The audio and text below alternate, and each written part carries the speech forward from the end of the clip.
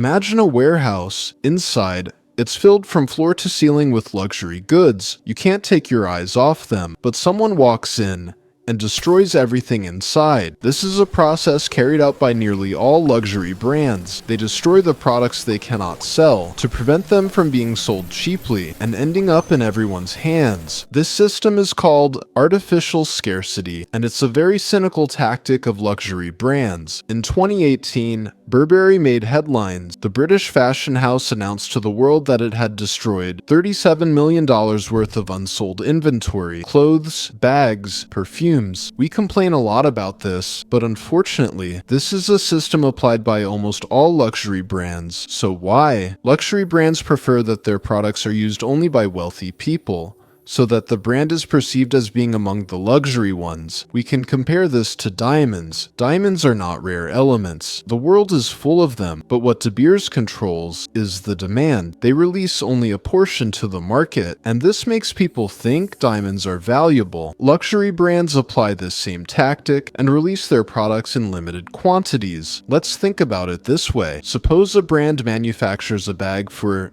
$80. They sell that bag to us for $2,000. That's a profit margin of 96%. Now imagine they couldn't sell 300 of these bags. They could put them on discount, place them in outlet stores, or sell them online at half price. But when you see that bag on the discount rack, your perspective on it changes. Your brain reprices that bag and makes you feel it's no longer unattainable. This creates the feeling that the brand is no longer exclusive, that it sells leftover goods cheaply, and this creates a chain reaction. People start thinking, why should I pay full price next season? If I can get it for half price, and everyone can have it, then this brand ceases to be a luxury brand. Therefore, they destroy the leftover products, and every destroyed product secures the pricing policy of the new products to come. There's also a second layer to this. Luxury brands never want to see their products on the second-hand market. A discounted Chanel jacket at a warehouse sale doesn't just lose value, it damages the dream. And they don't sell luxury products. They sell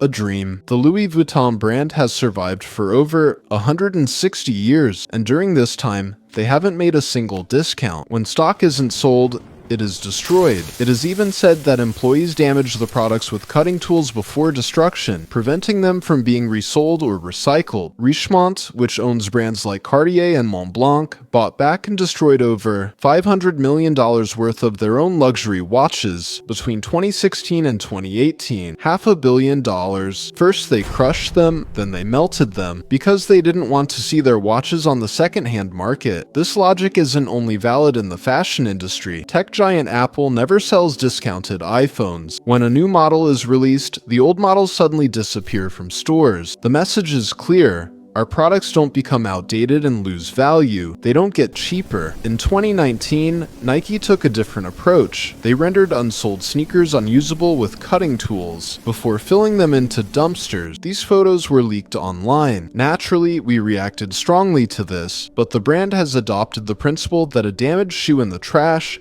is more valuable than a discounted shoe on someone's foot. This model appears everywhere. Overproduction is the dirty secret of the fashion industry. Brands produce more than they can sell, then they destroy the evidence. Now let's get to the part where it gets ugly. The fashion industry produces nearly 100 million tons of excess textile waste every year. The incineration of unsold products releases toxic chemicals into the air, dyes, synthetic fabrics, processed leather, all of it turns into smoke. After the Burberry scandal, governments started taking measures. France passed a law in 2020 banning the destruction of unsold products. Brands now have to donate or recycle products. Burberry also promised to stop burning products, but critics say there are loopholes in the laws. Many brands now recycle products by turning them into raw materials that no one uses. Others quietly send unsold stock to countries with looser regulations. The fact is, luxury brands don't just destroy, they also consume resources, water, energy, human labor. In a factory, a worker spends hours, puts effort into a product, which ends up being destroyed at the end of the day. They squander the world's limited resources for the sake of luxury. Next time you pass by a luxury store, take a look at the perfect bags and watches displayed under those lights. Remember, For every product in that window display, other products were manufactured and destroyed to make that window feel special. The price tag on a luxury item doesn't just reflect the materials and craftsmanship, it reflects every single product the brand chose to destroy